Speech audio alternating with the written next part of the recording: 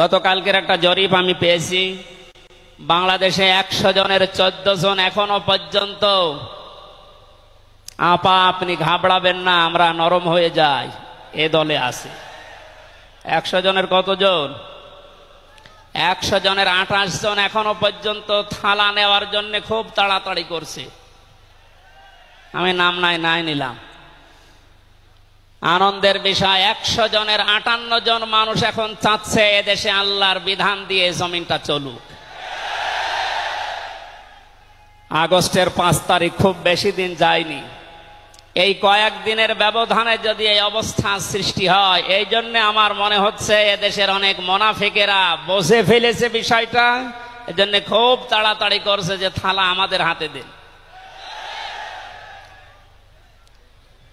আমার দাদা একটা গল্প বলতেন। এক লোক বিবাহ করার পরে বাসর রাতে বউকে রেখে একটু বাইরে গেছে।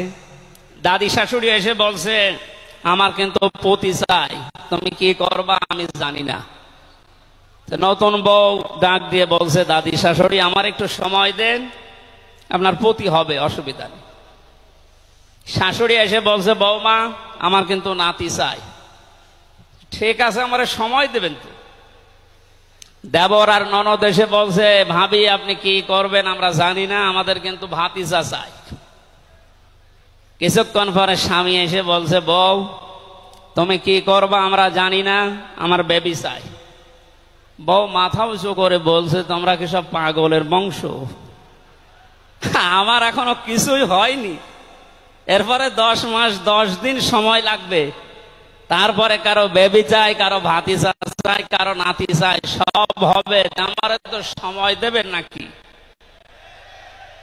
15.5 বছরে যে জঞ্জাল তৈরি হয়ে আছে, 1-1.5 মাসে পরিষ্কার করা সম্ভব? আপনি কি মনে করেন? যারাই দায়িত্ব পেয়েছে ছাত্র জনতার হাত থেকে, দেশের মানুষের হাত থেকে, তাদেরকে তো একটু সময় দেবেন নাকি?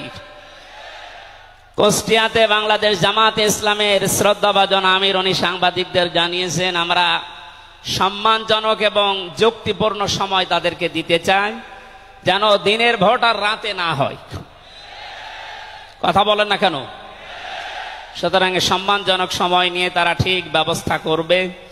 যারা খুব তাড়াতাড়ি করছেন, 10 মাস 10 দিন সময় দেবেন না, এমনিতেই বেবি উনি কি ফ্ল্যাক্সি লোড করে নিয়ে আসবে বাড়ি থেকে?